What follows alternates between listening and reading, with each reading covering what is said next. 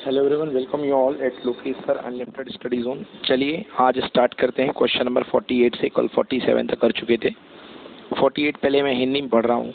दो सुचालक ठोस गोलों जिनकी त्रिज्याएं r व 2r हैं को एक समान आवेश प्लस q दिया जाता है ना। जब उन्हें आपस में एक पतले सुचालक तार से जोड़ा गया तो आवेश का पुनर्वितरण हो जाता है। यदि छोटे गोले पर आवेश q1 तथा बड़े गोले पर आवेश q2 के बीच अनुपात होगा। चलिए देखिए क्या सीन दिया गया है यहाँ पे। दो मतलब आपके पास, चलिए इंग्लिश में कन्वर्ट करता हूँ। आपको रेशियो पूछा गया है कि नया चार्ज का रेशियो क्या होगा, Q1/Q2 equal to 1, Q1/Q2 equal to 2, Q1/Q2 equal to 1/2 या नन ऑफ दीज। चलिए कंडीशन एक्सप्लेन करता हूँ क्वेश्चन की। क्वेश्चन नंबर 48 है। Okay, question number 48।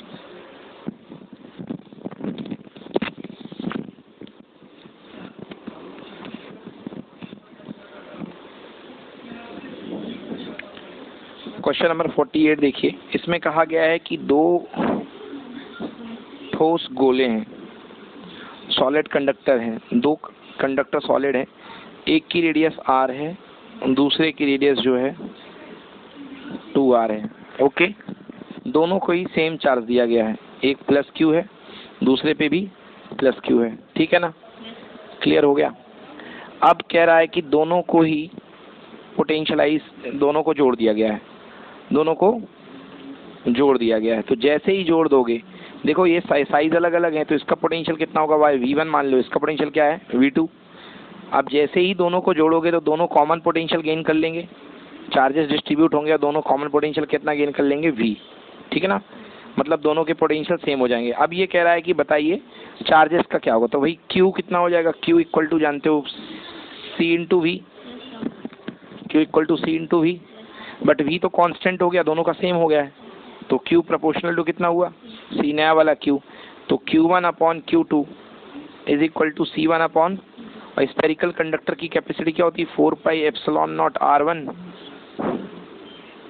ε0 R2। इससे ये कैंसिल हो गया, यानी Q1/Q2 is equal to R1 कितनी थी, R है, और R2 कितनी है, 2R है।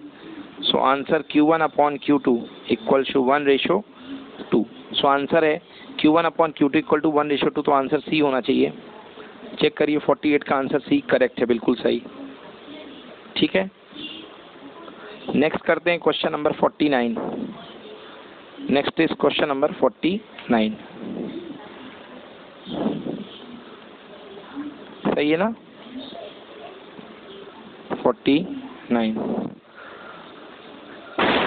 49 क्वेश्चन क्या है, 48 तो हो गया। 49, एक समांतर प्लेट पट्टी का संधारित्र की धारिता 10 माइक्रोफैरड है, उसकी प्लेटों के बीच वायु भरी है। अब प्लेटों के बीच में आधे स्थान पर परावैद्युत माध्यम जिसका परावैद्युतांक 4 है भर दिया जाता है, जैसा कि चित्र में दिखाया गया है। संधारित्र की धारिता बदल जाए कितनी हो जाएगी। देखिए यहाँ पे कह रहा है एक आपके पास समांतर पट्ट संधारित्र है, उसमें आपने K इक्वल टू 4 रख दिया है। ठीक है, तो आपको बताना है कि इसकी कैपेसिटी कितनी हो जाएगी। देखिए यहाँ पे क्या हो रहा है, कैपेसिटर इस तरीके का है, ये आपने भर दिया कैपेसिटर, और इसमें कह रहा है कि कैपेसिटर जो भी था उसके आधे प्लेस पर आपने एक कैपेसिटी रख दी है, आधे प्लेस पर आपने कैपेसिटी रख दी है। ओके, मतलब इस तरीके से। वैसे तो इसमें डायग्राम में ऐसा बना हुआ है, ये देखिए ऐसा कुछ बना हुआ है इस तरीके से, ये ऐसा बना हुआ है। तो मतलब मान लीजिए कि ये हालत थी कि ये जो प्लेट की जो लंबाई थी, प्लेट की लंबाई थी कितनी, प्लेट की लंबाई d थी। प्लेट की लंबाई कितनी थी, d। तो यह प्लेट का एरिया A मान लो, इस प्लेट का एरिया A है, तो यहाँ से लेकर के यहाँ तक का एरिया कितना है, A/2। कितना एरिया है, A/2, और बाहर का एरिया ये और ये मिला के भी A/2 हो रहा, मतलब आधे में भरी गई है पट्टी। बट दिख ऐसा रहा है कि कंफ्यूजन हो रही है अपन को, है ना। तो यदि मैं इसका एग्जैक्ट डायग्राम बनाऊँ तो एक्चुअली ऐसा बना लो आप इसको, ऐसा। यहाँ तक हवा भरी है और यहाँ तक पट्टी भरी हुई है। मतलब इसी को खिसका के अपन इधर ले आए। तो A/2 एरिया तक हवा है और A/2 एरिया तक क्या भरी हुई है, डाइलेक्ट्रिक कांस्टेंट। अब देखिए क्या हो रहा है, देखिए यहाँ पे ये हमें कैसा समझ में आ रहा है, हमें ये ऐसा समझ में आ रहा है कि जैसे दो कैपेसिटर पैरेलल में लगे हुए हों अलग अलग। देखिए कैसे, यदि इस डायग्राम को मैं ऐसे देखूं, इस डायग्राम को यदि मैं इस तरीके से देखता हूं, ओके, या बेटर होगा आप, अभी तो मैं इस तरीके से आपको दिखा रहा हूं। देखिए ये एक कैपेसिटर है, यस और नो, और ये एक कैपेसिटर है, दोनों कनेक्टेड हैं, यहाँ से कनेक्टेड है, मतलब दो कैपेसिटर किसमें है, पैरेलल में है। यही फीलिंग मिल रही कि नहीं मिल रही है? तो यस, इसको सॉल्व करता हूं मैं, एक बार फिर से मैं बता देता हूं। देखिए क्या हो रहा है कि आपके पास एक कैपेसिटर था, आपने कैपेसिटर के बीच के प्लेट्स को, ये कैपेसिटर है, है, ओके,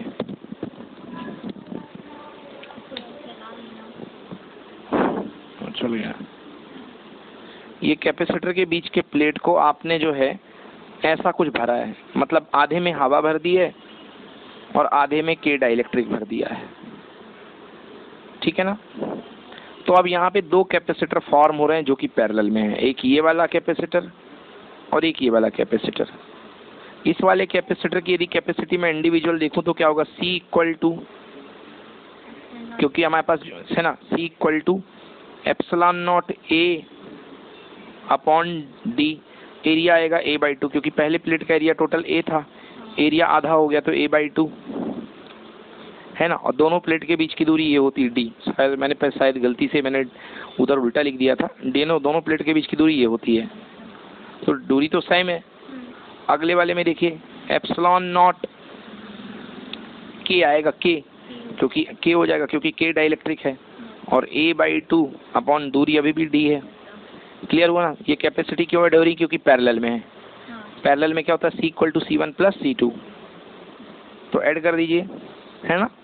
तो क्या कॉमन आ जाएगा यहाँ से, एप्सिलॉन नॉट A कॉमन आ जाएगा और अपॉन D कॉमन आ जाएगा। तो यदि मैं कॉमन ले लूँ तो net capacity C equal to epsilon not A upon D common आ गया, ठीक है ना, upon D, epsilon not A upon D। यहाँ क्या बचेगा, यहाँ बचेगा 1/2, 1/2, एप्सिलॉन A/2 भी कॉमन ले लो, सॉरी, तो यहाँ पर बच गया 2, A/2 भी तो कॉमन है दोनों से, दोनों प्लेट के पास क्या A/2 है, और यहाँ बच गया D और D भी कॉमन है, तो यहाँ बच गया 1 प्लस K, यहाँ बच जाएगा 1 प्लस K, सही है, 1 प्लस K।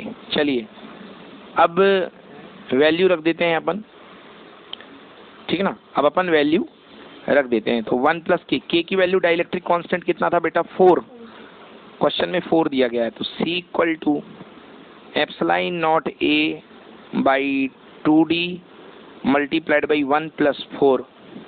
क्लियर हुआ, मतलब कितना हो गया, 5। तो मैं इसको लिख सकता हूँ एप्सिलॉन नॉट A/D, और यहाँ का 5 और 2 का साथ में ले लीजिए, 2 साथ में ले लिया अपन ने, ठीक ना। अब कह रहा है कि भाई शुरुआत में जो कैपेसिटी थी हवा में, इस कैपेसिटर, अकेले कैपेसिटर की जो कैपेसिटी थी वो थी कितनी, 10 माइक्रोफैरेड, कितनी थी, तो ये तो हवा वाली ही तो कैपेसिटी है एप्सिलॉन नॉट A, तो यहाँ पे मैं 10 रख सकता हूँ, मल्टीप्लाइड बाई 5/2, 2 से 5 टाइम्स कैंसिल, आंसर कितना, 25 माइक्रोफैरेड। चेक करिए बेटा answer, 25 microfarad is the correct answer. तो बिल्कुल सही है भैया, 25 माइक्रोफैरेड ऑप्शन में भी है और सोल्यूशन भी है। क्लियर हो गया ना, तो इस तरीके से 25 माइक्रोफैरेड इसका आंसर होगा, ठीक है। Next question is question number 49 हो गया, okay. Next question is question number 50। चलिए देखते हैं क्वेश्चन नंबर 50 क्या कह रहा है।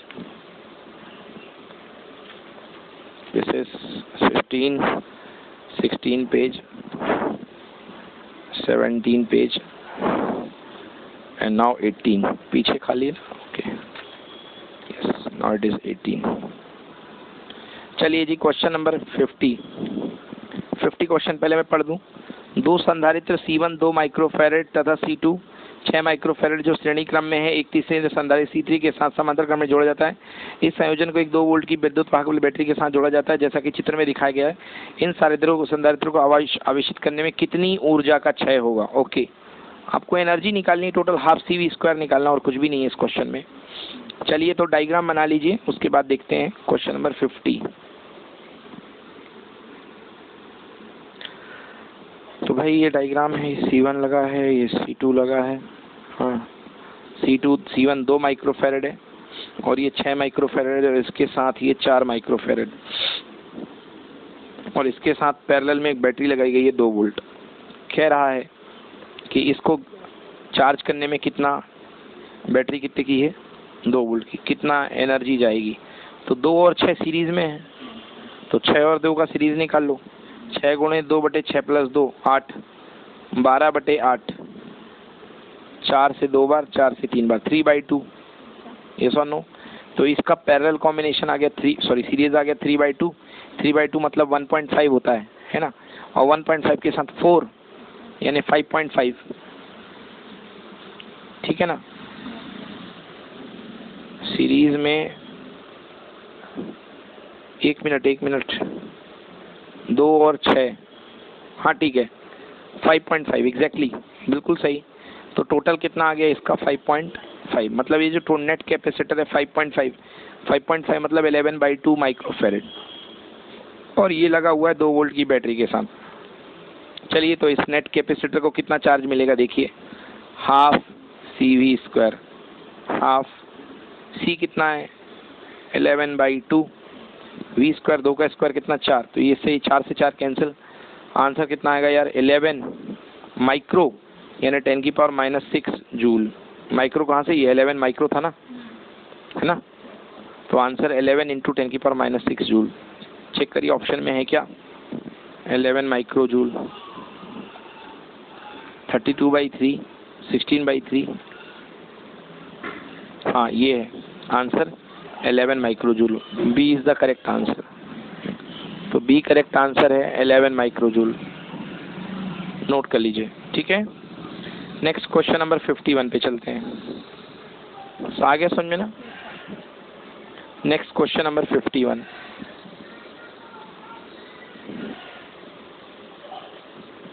क्वेश्चन नंबर 51, क्वेश्चन नंबर 51 देखिए, एक संधारित्र जिसकी धारिता C1 = 1 माइक्रोफेरेड है अधिकतम V1 = 6 किलोवोल्ट विभव सहन कर सकता है। दूसरा संधारित्र जिसकी धारिता C2 माइक्रोफेरेड है अधिकतम V2 = 4 किलोवोल्ट सहन कर सकता है। यदि इन दोनों संधारित्रों को श्रेणी क्रम में जोड़ा जाए तो निकाय किस अधिकतम विभव को सहन करेगा? चलिए देखते हैं इसको कैसे सॉल्व करना है। पहले क्वेश्चन समझ लीजिए इंग्लिश में। आपके पास दिया गया है कि एक कैपेसिटर जिसकी कैपेसिटी 1 माइक्रोफेरेड है, ओके, इस पे आप मैक्सिमम 6 किलोवोल्ट 6 किलोवोल्ट लगा सकते हैं, 6 × 10⁻³ वोल्ट लगा सकते हैं, ओके। तो 6 × 10⁻³ वोल्ट लगा सकते हैं। दूसरा कैपेसिटर जो है जिसकी कैपेसिटी 3 माइक्रोफेरेड है, इस पे आप जो है 4 किलोवोल्ट का वोल्टेज लगा सकते हैं। यस, तो क्या बोलूँगा बेटा, पहले वाले में 6 किलोवोल्ट लगा सकते हैं, दूसरे वाले में C जिसकी 3 माइक्रोफेरेड है 3 किलोवोल्ट लगा सकते हैं। समझ गए ना, मैक्सिमम। अब ये कह रहा है यदि आप इन दोनों को सीरीज में कनेक्ट कर दें, है ना, अगर इन दोनों को सीरीज में कनेक्ट कर दें तो ये कितना मैक्सिमम वोल्टेज सहन कर सकता है इन दोनों को सीरीज करने के बाद, वो मुझे। तो देखिए जो क्वेश्चन नंबर 51 है इसमें मैंने आपको क्लियर कर दिया अभी। अब सबसे पहले देखिए इसके इंडिविजुअल चार्जेस। सबसे पहले Q1 मैक्सिमम कितना चार्ज संभाल पाएगा, Q1। तो Q1 मैक्सिमम कितना होता है, C1 V1। C1 कितना है भैया 1 माइक्रोफेरेड इंटू 6 × 10⁻³ बोलो यस और नो। तो माइक्रो में 10⁻6 होता है, तो 6 × 10⁻³ कितना -3 कूलम, बोलो जी। 6 × 10⁻³ कूलम चार्ज जो है Q1 अधिकतम ले सकता है। Q2 निकालो बेटा, Q2 = C2 V2 that is equal to C2 कितना है 3 माइक्रोफेरेड इन 10⁻6 इंटू 4 × 10⁻³ मतलब 4 × 3 12, 12 × 10⁻³ सही किया है, 12 × 10⁻³ इतना आएगा चार्ज। अब देखिए जी, अब इनको कह रहे हो आप सीरीज में जोड़ रहे हो अब आप इनको सीरीज में जोड़ रहे हो, Q1 वाले को और Q2 वाले को। तो ये Q1 आपने लिया और ये Q2 आपने लिया और दोनों को आपने सीरीज में जोड़ दिया। अब कह रहा है कि ये कितना मैक्सिमम पोटेंशियल सहन कर सकते हैं, ठीक है ना। तो सबसे पहले हमें ये निकाल लो कि इनकी टोटल कैपेसिटी कितनी है। तो कैपेसिटी सीरीज में क्या हो जाती है, नई कैपेसिटी C3 मान लो, C3 इक्वल टू क्या हो जाएगी, C1 C2 upon C1 plus C2। C1 है 1 माइक्रोफेरेड, तो 1 इंटू 10⁻⁶ मल्टीप्लाई बाई कितना 3 माइक्रोफेरेड, 3 इंटू 10⁻⁶ अपॉन 1 प्लस 3 यानी 4 इंटू 10⁻⁶। क्लियर हुआ। एक 10⁻⁶ से 10⁻⁶ कैंसिल, मतलब 3/4 इंटू 10⁻⁶। ये इसकी नेट कैपेसिटी हो गई। इन दोनों के सिस्टम की जो नेट कैपेसिटी होगी वो इतनी हो जाएगी। अब देखिए, आप जानते हैं V इज इक्वल टू क्या होता है, C इक्वल टू क्या होता है, Q/V, है ना। तो V equal to Q/C, V equal to Q/C। भाई कैपेसिटी ऐड करने के बाद कैपेसिटी तो फिक्स हो गई है, कैपेसिटी क्या हो चुकी है, फिक्स हो गई है। अब आपको देखना है कि चार्ज कितना ट्रेवल कर पाएगा, दोनों में से चार्ज कितना ट्रेवल कर पाएगा। तो देखो, एक मैक्सिमम चार्ज कितना ले रहा है, 6 इंटू 10⁻³ और एक मैक्सिमम ले रहा है कितना, 12 इंटू 10⁻³। तो जो चार्ज दोनों से कन्वे हो पाएगा वो कितना होगा, 6 इंटू 10⁻³, क्योंकि आपको पता है कि चार्ज इक्वल जाता है। तो इक्वल में ज़्यादा वाला तो जा नहीं पाएगा इससे, तो कम वाला ही सब में डिस्ट्रीब्यूट होगा। तो कम वाला चार्ज जाएगा, कितना हो जाएगा, Q equal to 6 into 10⁻³ divided by 3/4। तो 4 पलटी मार के आएगा, इंटू 10 की पावर कितना, -6। 3 से कितने बार कैंसिल, तो कितना हो गया, 2 इंटू 4 जा 8 इंटू 10⁻³ इंटू 10⁻⁶। तो आंसर कितना, 8 इंटू 10 की पावर कितना, 3 ही बचा। समझ गए ना, मतलब कितना आ गया बेटा, 8 किलो वोल्ट। कितना आ गया, 8 किलो वोल्ट। समझ में आया कि नहीं आया। तो 8 किलो वोल्ट चार्ज जो है, 8 किलो वोल्ट पोटेंशियल जो है आप इसके अक्रॉस लगा सकते हो 8 kV का। एनी प्रॉब्लम, ठीक है ना, नोट करिए। तो ये this is 19 number sheet. Next question देखिए, क्वेश्चन नंबर 52। R1 त्रिज्या का एक ठोस सुचालक गोला दूसरे एक संकेंद्र गोले R2 त्रिज्या वाले सुचालक गोले से ढका है। इस संयोजन की धारिता निम्न के समानुपाती होगी। भाई इंग्लिश में क्या कह रहा है, इंग्लिश में ये कह रहा है आपके पास कि आपके पास एक R1 रेडियस का स्फीयर है, R1 रेडियस का, और इसके ऊपर एक R2 रेडियस का स्फीयर है। समझ गए ना। तो ये अभी ये मैंने बताया था, इसको अपन इसको B मानते थे, याद आया। तो जो अपन पढ़ते थे इसकी कैपेसिटी स्फेरिकल कंडक्शन की, इसको बाहर यदि कनेक्ट करा देते थे तो C इक्वल टू 4πε0, 4πε0, ठीक है ना। B-A/1, इसको अपन पढ़ते थे AB अपॉन B-A। समझ गया ना, B मतलब बड़ी रेडियस और A मतलब छोटी रेडियस। तो C इक्वल टू 4πε0। यहाँ पर R1 R2 अपॉन बड़ी रेडियस क्या है यहाँ पे, R2, और छोटी रेडियस क्या है, R1। तो कह रहा है कि बताइए किसके प्रोपोर्शनल होगा। तो यदि 4πε0 कांस्टेंट है तो C is proportional to R1 R2 upon R2 minus R1। तो कौन सा ऑप्शन दिख रहा है बेटा, फर्स्ट ऑप्शन मेरे को लग रहा है, first option R1 R2 upon, नहीं फर्स्ट तो है नहीं है बेटा, D is the correct answer. R1 R2 upon R2 minus R1, okay 52 का। तो ये डायरेक्टली आप फॉर्मूला याद कर लीजिए, इसको ज़्यादा याद करने में मेहनत नहीं करना है। इसको आपको क्या करना, देखिए C इक्वल टू 4πε0 R तो होता ही था। अब R की जगह आपको क्या करना है, R1 R2, अब कैपेसिटी कभी निगेटिव तो होती नहीं है, तो पॉजिटिव के लिए बड़े में से छोटे को माइनस करना पड़ेगा। तो R2 माइनस R1, ऐसे आपको याद हो जाएगा ये, ठीक है ना। चलिए नोट करिए। Next question is question number 53। आवेशित संधारित्र की प्लेटों के मध्य विद्युत ऊर्जा घनत्व होता है ना। ऊर्जा मतलब एनर्जी डेंसिटी आपको बतानी है। यहाँ Q संधारित्र का आवेश और A संधारित्र की प्लेट का क्षेत्रफल है। 4 ऑप्शन दिए गए। देखिए आपको एनर्जी डेंसिटी बतानी है, तो हम लोग जानते हैं एनर्जी डेंसिटी क्या होती है, हम लोग रटे हुए हैं। क्वेश्चन 53 चल रहा है। Energy density U equal to होता है एनर्जी स्टोर्ड पर यूनिट वॉल्यूम कैपेसिटर में, और दैट इज इक्वल टू होता है 1/2 ε0 E का स्क्वायर, ε0 E का स्क्वायर। बट यहाँ जो भी ऑप्शन है वो Q के टर्म्स में है, किसके टर्म्स में है? क्यू। तो क्यू को हमको बदलना पड़ेगा, क्यू को हमको बदलना पड़ेगा यहाँ पे। तो आपको देखिए, आपको पता होगा एप्सिलॉन नॉट ई का स्क्वायर, यहाँ पे जो एन इंटेंसिटी होती है, so U is equals to 1/2 epsilon naught. जो ई होता है वो क्या होता है बेटा? Equal to sigma by 2 epsilon naught. So E की वैल्यू रखनी है बेटा। ई की वैल्यू क्या होती है? Sigma upon 2 epsilon not. तो सिग्मा बाई 2 एप्सिलॉन नॉट का होल स्क्वायर है ना, सिग्मा बाई 2 एप्सिलॉन नॉट का होल स्क्वायर। एक मिनट, इलेक्ट्रिक फील्ड में सिग्मा बाई एप्सिलॉन नॉट होती है, सॉरी सिग्मा बाई, क्योंकि जब दो होते हैं तो एप्सिलॉन नॉट, सिंगल का 2 एप्सिलॉन नॉट सिग्मा। तो बेटा 1/2 एप्सिलॉन नॉट, बट यहाँ पे क्यू भी है ऑप्शन में, तो क्यू रख दो। सिग्मा क्या होता है? क्यू अपॉन ए। तो क्या हो जाएगा? Q upon A epsilon not का होल स्क्वायर। तो भैया वैल्यू कितनी हो जाएगी? देखो यहाँ पे, यहाँ वैल्यू हो जाएगी क्यू स्क्वायर। ओके, यहाँ नीचे आएगा 2 एप्सिलॉन नॉट, तो एक एप्सिलॉन नॉट से एक एप्सिलॉन नॉट कैंसिल हो जाएगा, 2 है ना। यहाँ पे एप्सिलॉन नॉट और ए का स्क्वायर, तो Q square by 2 epsilon not a square. तो करेक्ट आंसर ए है, Q square by 2 epsilon not a का स्क्वायर। ये एनर्जी डेंसिटी आ गई है। क्लियर हो गया? बन जाएगा ना? Any problem? हाँ, यदि मीडियम होगा बेटा साथ में तो याद रखिएगा, मीडियम में यहाँ पे के और आ जाएगा। तो यदि आप यू इन मीडियम निकालते हैं तो क्या आ जाएगा? Q square upon 2 epsilon not epsilon medium, जिसको अपन डाइलेक्ट्रिक कांस्टेंट भी बोलते हैं, इनटू ए का स्क्वायर। बस इतना ही होता है। क्लियर हुआ ना? चलिए नोट कीजिए। 54 क्वेश्चन देखिए भाई, 1 माइक्रोफेरेड 2 माइक्रोफेरेड को सीरीज में जोड़ने पर, कबाड़ी क्वेश्चन है ये तो, है ना। 2 1 या 2 और नीचे 3, तो 2/3 आंसर आ जाएगा। 2/3 माइक्रोफेरेड सीरीज में जोड़ना है कबाड़ी question. 2/3 microfarad, C1 C2 upon C1 plus C2, बच्चों वाला क्वेश्चन। नेक्स्ट भाई question number 55। Question number 55, Q आवेश से आवेशित आर त्रिज्या के चालक गोले पर अंदर से केंद्र से x दूरी पर। तो कल ही मैंने बताया था भाई, रेडियस r का आपने यदि कंडक्टिंग स्फीयर लिया है ना। 55, आपके पास r रेडियस का कंडक्टिंग स्फीयर है, तो हर पॉइंट पे पोटेंशियल सेम आएगा। और वो कितना होता था? v equal to 1/4 epsilon naught into total charge by r। तो यही रहेगा, चाहे उसकी रेडियस कुछ भी ले लो, आप कहीं भी ले लो। सो इसका आंसर भी 55 का ए है। चेक कर लो बच्चों, बिल्कुल सही, 55 का आंसर ए है। नेक्स्ट क्वेश्चन 56 देखते हैं भाई। 56 क्या है?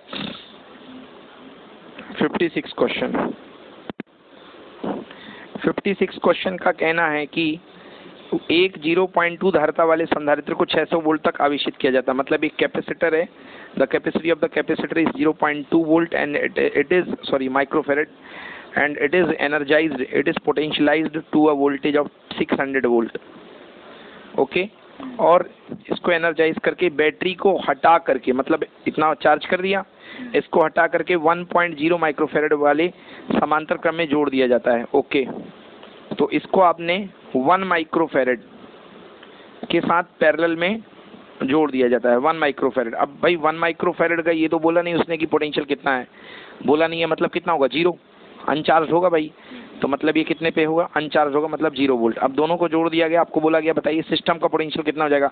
कल मैंने बताया था V1 equal to C1 V1 plus C2 V2 upon C1 plus C2। तो इसको सॉल्व कर लीजिए बेटा, सॉल्व करने पर कितना आएगा? 100 वोल्ट। कितना आएगा?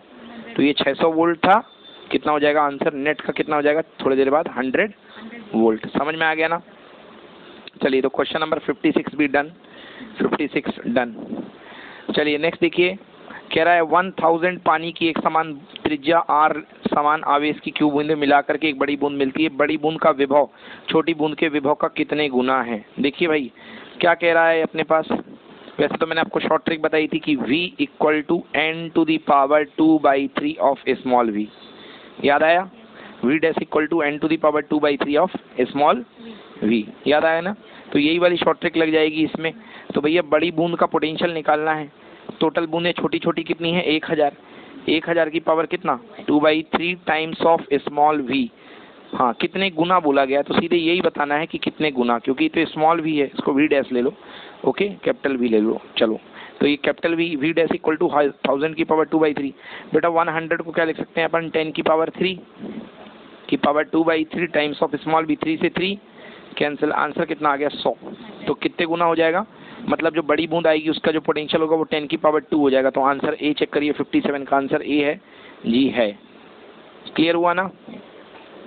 57 का ए। नाउ क्वेश्चन नंबर 58 देखते हैं क्वेश्चन नंबर। आइए बच्चों क्वेश्चन नंबर 58 देखते हैं। 58 क्या है? एक समांतर पट्टिका संधारित्र के ऊपर क्यू आवेश है। चलिए भैया, एक आपके पास पैरेलल प्लेट कैपेसिटर है, इसके ऊपर क्यू चार्ज दिया हुआ है। ओके, स्मॉल क्यू दिया है, स्मॉल क्यू चार्ज है। एक बल के अनुप्रयोग के द्वारा पट्टिकाओं के बीच की दूरी आधी कर दी जाती है। बल के द्वारा किया गया कार्य क्या होगा? कह रहा है कि फोर्स लगा करके, पहले डिस्टेंस कितनी थी? डी थी। कितनी थी? डी। फोर्स लगा करके जो डी दूरी है उसको हाफ कर दिया जाता है, d/2। मतलब सेकेंड केस में जो कैपेसिटर बन जाता है उसके बीच की दूरी कितनी हो जाती है? d/2। तो बताइए कि इसका काम कितना होगा। तो चलिए दोनों का वर्क डन निकाल लेते हैं, पहले सिस्टम की एनर्जी और दूसरे सिस्टम की एनर्जी। तो फर्स्ट सिस्टम की एनर्जी कितनी होगी बेटा अपने पास? U = cv²। तो 1/2 okay, cv², U = 1/2 cv²। Clear हुआ ना? तो देखिए जरा क्या होता है कि 1/2 तो कांस्टेंट, मतलब एनर्जी किस में डिपेंड कर रही है? एनर्जी डिपेंड कर रही है प्रोपोर्शनल टू c और प्रोपोर्शनल टू v का square. Okay, energy equal to c proportional to v का स्क्वायर। अब थोड़ा सा देखिए, अपन क्या जानते हैं अपन इसको, तो u proportional to c equal to क्या होता है? k ε0 A/d। एफ सभी तो हाई है तो ε0 A/d। और v क्या होता है? v इक्वल टू होता है e × d। v equal to क्या होता है? ed equal to v/d। तो v equal to e × d। तो e × d का स्क्वायर, e × d का स्क्वायर।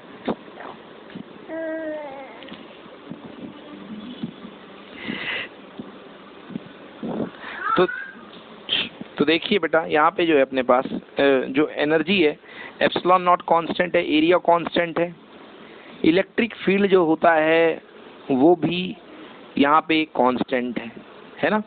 इलेक्ट्रिक फील्ड भी क्या है?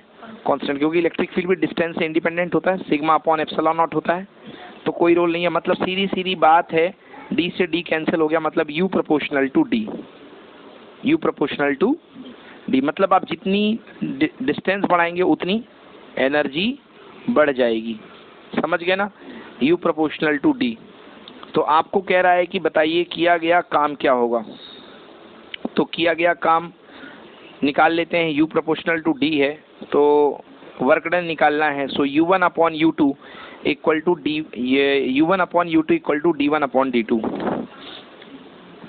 क्योंकि अपन ने u प्रोपोर्शनल टू d निकाल लिया है तो हम कह सकते हैं u1/u2 equal to d1/d2। Proportionality के रेट से u1/u2 इक्वल टू d1/d2। चलिए देखिए, अब हम क्या कहते हैं, u1/u2 equal to d1/d2। So u1/u2 is equals to, मतलब पहले सिस्टम में किया गया काम और दूसरे सिस्टम में किया गया काम, तो d1 कितना था? d था। सेकेंड केस में जो है दोगुनी दूरी कर दी गई है, मतलब उसको खींच करके बढ़ा दिया गया है, तो कितना हो जाएगा? 2d। तो d से d कैंसिल, मतलब u1/u2 इज इक्वल 1:2। मतलब कि यदि देखा जाए तो सेकेंड पार्ट की एनर्जी ज़्यादा होगी, सेकेंड पार्ट की एनर्जी ज़्यादा होगी, फर्स्ट पार्ट की एनर्जी क्या होगी? कम। तो वर्क डन किया गया तो u2/u1 कर लीजिए, तो u2/u1 इज इक्वल्स टू कितना आ गया? 2:1। ठीक है ना? हमसे क्या पूछा गया है? हमसे ये पूछा गया है कि बताइए वर्क डन कितना होगा, वर्क डन कितना होगा, है ना? अपन को बताना है वर्क डन कितना होगा। तो देखिए u2 इज इक्वल टू क्या हो गया? 2u1 लिख सकता हूँ मैं, u2 इक्वल टू 2u1। बहुत ही टेक्निकल हो गया गला की answer. u2 equal to 2u1 मतलब u2 पहुंचने के लिए अपन ने u1 में कितना ऐड किया? u1, मतलब u1 तो पहले थे, फर्स्ट एनर्जी तो u1 थी, उसमें और कितना ऐड करना पड़ेगा? u1। तो u1 मतलब उतनी एनर्जी ऐड करनी पड़ेगी, यस और नो? तो फर्स्ट वाली एनर्जी क्या थी? हाफ cv², और उसमें हाफ cv² और ऐड करना पड़ेगा। ओके, हाफ cv² को और अपन क्या बोलते हैं? q²/2c बोलते हैं। क्या बोलते हैं? q²/2c। तो करेक्ट आंसर इसका क्या होगा? q²/2c। क्लियर हो गया ना? तो एक तो ये बहुत ही टेक्निकल सोल्यूशन हो गया, इससे भी आप कर सकते हैं। अब मैं आपको एक सिंपल सोल्यूशन इसका दिए देता हूँ। इसका एक और सिंपल सोल्यूशन देखिए। यदि मैं सिंपल सोल्यूशन की बात करूँ तो यदि मैं इनिशियल एनर्जी मान लूँ U इज इक्वल्स टू, यदि मैं इनिशियल एनर्जी इसकी मान लेता हूँ U1 equal to Q square upon 2C, U1 equal to Q square upon 2C first energy है। U2 कितनी हो जाएगी भाई, Q तो चेंज किया नहीं तो Q का क्यू स्क्वायर रहेगा, 2 चेंज किया ही नहीं, बट क्या कर दिया अपन ने, C को चेंज कर दिया। C कैसे चेंज हो जाएगा, D अपन ने क्या कर दी, डबल कर दी, D अपन ने डबल कर दिया। C इक्वल टू क्या होता है, K epsilon not A upon D, तो दूरी डबल करे हो तो ये डबल करे हो तो ये क्या हो जाएगा, हाफ हो जाएगा। तो ये 2 इंटू क्या हो गया बेटा, C/2, 2 से 2 क्या हो गया, कैंसिल। तो U2 आ गया कितना, U2 इक्वल टू आ गया क्यू स्क्वायर अपॉन C। तो ज़्यादा एनर्जी कौन सी है, ज़्यादा एनर्जी नहीं, ज़्यादा एनर्जी U1 है, ज़्यादा एनर्जी C, ये हाँ U2 ज़्यादा है, करेक्ट है ना, U2 ज़्यादा है। तो आपसे बोलेंगे हम चेंज इन एनर्जी, तो U2 माइनस U1, तो Q square upon C minus Q square upon 2C, minus कर दिए तो आंसर क्या आएगा, क्यू स्क्वायर अपॉन 2C आ गया। तो इस तरीके से भी बस ये मतलब कि इसमें ये वाला फॉर्मूला ज़्यादा इंपॉर्टेंट हो रहा है। हाफ CV स्क्वायर में बहुत लफड़े फंस रहे हैं, क्योंकि कैपेसिटी भी डिस्टेंस में बदलती है, वेलोसिटी पोटेंशियल भी बदलता है, बट CV स्क्वायर में बदलेगा एक ही चीज़, केवल कैपेसिटर। तो अपन ने ध्यान नहीं दिया, बट इसमें ज़्यादा अच्छा है, समझ में आ गया ना। नहीं तो उस तरीके से अपन को बहुत कुछ बदलना पड़ गया उसमें, फिर अपन ने वो सिग्मा भी देखा है ना, बहुत चीज़ें देखी उसमें। क्लियर हो गया जी बच्चों, आगे समझ में, चलिए ठीक है ना। तो इस तरीके से ये वाला क्वेश्चन भी हो गया। नेक्स्ट देखते हैं अगला क्वेश्चन, देखिए बच्चों 59, पारे की 64 बूंदों को जिनमें प्रत्येक में 10 वोल्ट का आवेशित की गई है, मिलकर एक बड़ी बूंद का निर्माण किया गया है, बूंद का विभव होगा। भाई इसकी तो शॉर्ट ट्रिक में पढ़ा चुका हूँ कि भैया नेट पोटेंशियल नया वाला V dash equal to N की पावर 2/3 इंटू ओल्ड पोटेंशियल। तो N कितनी है भैया, कितनी बूंदें मिला करके, 64 ड्रॉप्स मिला करके, 64 ड्रॉप्स मिला करके एक नई बॉल बनाई गई है। तो 64 to the power 2/3 multiplied by V कितना था, 10। तो 64 आई कैन राइट हियर 4 की पावर 3 की पावर 2/3, 3 से 3 कैंसिल, मल्टीप्लाई बाई 10, 4 की पावर 2 हो गया 16 इंटू 10, आंसर कितना 160 वोल्ट। तो कितना आएगा बेटा, 160 volt will be the answer. Check करिए 160 वोल्ट सही है क्या, कौन सा नंबर है 59, yes 160 volt will be the answer. Okay next question देखिए, तब तक आप लोग 60 वाला देखिए। Question number 60, question number 60 Hindi में पढ़ूंगा पहले। 1 माइक्रोफेरेड, 2 माइक्रोफेरेड, 8 माइक्रोफेरेड धारिता वाले 3 संधारित्र को श्रेणी क्रम में 13 वोल्ट की बैटरी के साथ संबद्ध किया जाए। 2 माइक्रोफेरेड वाली धारिता के मध्य में विभवांतर कितना होगा। देखो भाई क्या कह रहा है, ये there is a capacitor of 1 microfarad 1, 2 microfarad 2 and 3 microfarad, they are arrange in series combination. Okay, और इसको जोड़ करके 13 वोल्ट की एक बैटरी के साथ जोड़ दिया गया। कितने वोल्ट के साथ, आपको बताना है कि क्या बताना है भाई, कि 2 माइक्रोफेरेड के क्रॉस वोल्टेज कितना होगा, इसके क्रॉस वोल्टेज कितना होगा। समझ गए बेटा। चलिए देखिए अपन जानते हैं कि C इक्वल टू क्या होता है, Q upon V, C equal to Q upon V।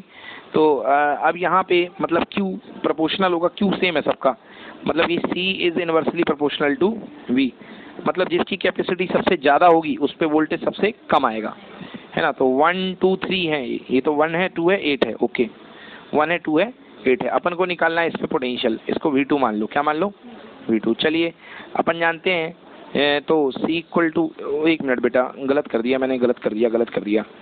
V equal to होता है Q upon C, sorry Q equal to होता है CV, Q equal to CV, तो C equal to Q by V, नहीं सही था, तो C equal to Q upon V, कोई गलत नहीं था, बिल्कुल सही था, सब कुछ सही चल रहा है, कोई दिक्कत नहीं है। अब चलिए अपन क्या निकालते हैं, अपन पे निकालते हैं कि इस पे टोटल चार्ज कितना गया, टोटल चार्ज कितना गया। इस सिस्टम में चार्ज आएगा ना, सीरीज में चार्ज क्या होता है सेम, तो चार्ज सब में सेम जाएगा, तो चार्ज निकाल लेते हैं, चार्ज कितना होगा देखिए। तो चार्ज निकालने का तरीका, सबसे पहले C निकालिए, तो 1 2 और 8 का सीरीज कॉम्बिनेशन निकालो। तो 1/C equal to 1 upon 1 plus 1 upon 2 plus 1 upon 8, LCM कितना आएगा बेटा 8 आएगा, और यहाँ 8 और प्लस 4 प्लस कितना 1, 8 4 12 1 13, 1/C, तो C इक्वल टू आ गया कितना 8/13, 8/13 माइक्रोफेरेड आ गई कैपेसिटी, टोटल कैपेसिटी। ओके, अब चार्ज निकालना है, तो Q इक्वल टू कितना होता है CV, C इंटू V, तो मतलब 8/13 तो C था, और v का मल्टीप्लाई 13 से 13 कैंसिल, मतलब 8 कुलाम आ गया चार्ज, 8 माइक्रो कुलाम। मतलब इसके ऊपर भी 8 जाएगा, इसके ऊपर भी 8 जाएगा और इसके ऊपर भी क्या जाएगा, 8 माइक्रो कुलाम जाएगा। अब अपन को निकालनी है इसकी पोटेंशियल v। तो अपन को पता है कि v इक्वल टू क्या हो जाएगा भाई, q बाई सी। तो q कितना आया है, q अपने पास कितना आया बेटा, q अभी निकाला ना अपन ने 8 अपॉन c कितना है, 2 है, c कितना है 2 है। ये भी माइक्रो कुलाम और ये भी माइक्रो फेरेड, बोलो यस, माइक्रो से माइक्रो फेरेड। आंसर कितना हुआ, 4 वोल्ट। कितना हुआ, 4 वोल्ट। तो ऑप्शन में है क्या सी ऑप्शन 4 वोल्ट, चेक करिए बिल्कुल सही, ऑप्शन में क्या आ गया 4 वोल्ट। क्लियर है ना, एनी प्रॉब्लम। अब 4 8 तो 10 1 11, ठीक है। चलिए तो इस तरीके से अपने पास ये आंसर आ गया। क्लियर है ना,